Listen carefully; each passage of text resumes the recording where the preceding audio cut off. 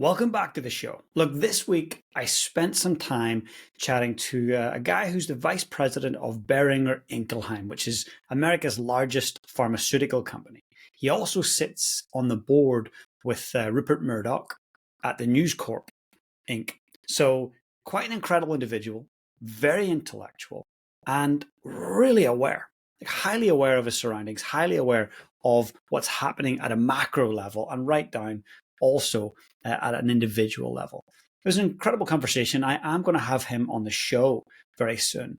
And he shared some things that I just wanted you to know, because there are certain things that the super elite, the mega elite, the high performers, certain things that they do differently.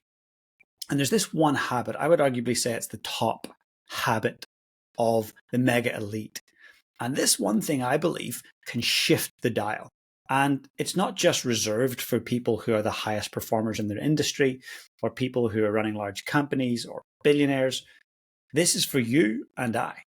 Simple things that you and I can do right now in this moment. And it's one habit that I do believe will shift things for you. So, as you know, when I'm talking about leadership and personal mastery, because at the end of the day, it starts with you. It's not about others, it's about you. I talk a lot about the soft stuff. And yes, I get the eye roll from people from time to time who are a little bit maybe more on the alpha side and not wanting to go into the empathy and going into the, working on themselves and developing emotional awareness. But actually, I will stand by it that the soft stuff is the hard stuff. When you look at some of the greatest leaders this planet has ever seen, one of their greatest strengths is empathy. It's emotional mastery. And that's something, when I'm working with a client, whether it's one-to-one or one-to-many in some of my larger group settings, I'm always talking about emotional mastery. We are never ending on our pursuit of trying to understand ourselves better, trying to respond rather than react when times are difficult and challenging. But look, I'm going to get to this. I know you're thinking, well, what's that one habit? Tell me what that habit is. Look, it's this. I was asking Raphael what he did and how he approached things at the companies. He's worked at IKEA in a very senior role. He's worked at American Airlines, Coors, for those that like their beer, Coors Light. He's very senior there. And now at Boehringer Ingelheim. And I said, what's the secret sauce? What's the one thing that you see and that you embody that allows you to be happier and more fulfilled and allows the people around you to be their best selves? And he brought it back to this: love. That's right, the four-letter word, Love, love. And I think that that's quite unusual to hear from a high-flying vice president of a multi-billion-dollar company. Very unusual. Often it's like drive and pursuit and relentlessness. Love. So refreshing to hear that. And I see this time and time again with the greatest leaders, the greatest athletes. I've got friends who are incredible performers on the field, world-class, world-renowned athletes. And they will spend hours after a game signing things. When they're knackered, they shouldn't be on their feet. Their strength and conditioning coaches pulling their hair out going, please, get off your feet. You need to recover for next week. But they take the time to show love and appreciation. The greatest companies that I've ever worked with and helped and consulted, from the top down, they have a sense of love, a sense of appreciation, a sense of, hey, I value you.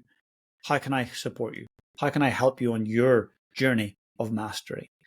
Love is the secret ingredient. And, I've got a friend, Alistair Gray. You should look him up. You should go check out his work. A great place to check him out is on Instagram.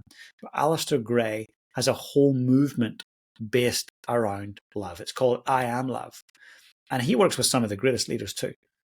And it's all around the fact that we can solve so many things through love, as opposed to loathing, as opposed to hatred, criticism, naysaying. And I'll be honest with you, I really love that filter that both Raphael and Alistair look through of love. And for the recent period, in the last few years, we've been building up quite a bit of traction on different platforms, one of those being YouTube. And I get some hatred on there, right? And if you're watching this on YouTube, hello, appreciate you. But there's a lot of keyboard warriors, right? I get some hatred, get some naysaying, some critics. But what do I respond with? Love, compassion. When someone hits me with hatred or criticism, I know they must be going through a tough time. I know that they're taking out their inner feelings on me. It's easy to do that when you're not having to front face someone. It's easy just to type it. And do you know what I get when I go back with love? 99% of the time, a dialogue back and forth. And within 5 to 6 comments, that individual is saying, hey, you know what? I just had a bad day. Really sorry. Like, I can totally see what you're coming from. And 99% of the time, people turn and they look towards what is positive. Now, look, I'm not always going to be able to do that. Let's take YouTube, for example. The channel is in its infancy, so I'm able to respond to many people's comments. Eventually, I won't be able to do that. But right now, I love doing that because I get to know the people that are listening and get to connect with you. And that's really important to me because I want to understand what makes you tick. And for me to do that, I've got to do that from a place of love rather than a place of protecting my ego. Somebody said something bad, so I better fire up and defend. But it was really amazing to hear it from this past week from Raphael at that top end of what he's doing and how he approaches diversity, equity, and inclusion. And it's all centered around love. So my challenge to you is, what are you doing to lead with love today? Is that you're making some time for meditation? Is it that you're being patient and not cutting that person off or letting that person in traffic? Is it that you're being more patient when you're at home with your loved ones and not snapping? Often, people that we love the most get the short end of the stick. So, is that you extending your love capabilities by just being more patient, caring, thoughtful? What does it look like to you? I'm setting that as today's challenge. It's a short and sweet solo cast today, but I got off the call with that individual thinking, I need to share that message. More of us need to hear it. And when we see what's going on around the world, and I'm no expert on the different challenges that different parts of the world are experiencing, what I do see is a lack of love, compassion, and understanding. And I get defending yourself and your nation, and I get standing up for what is right. But also there's a point where how can we do things with a lens of love?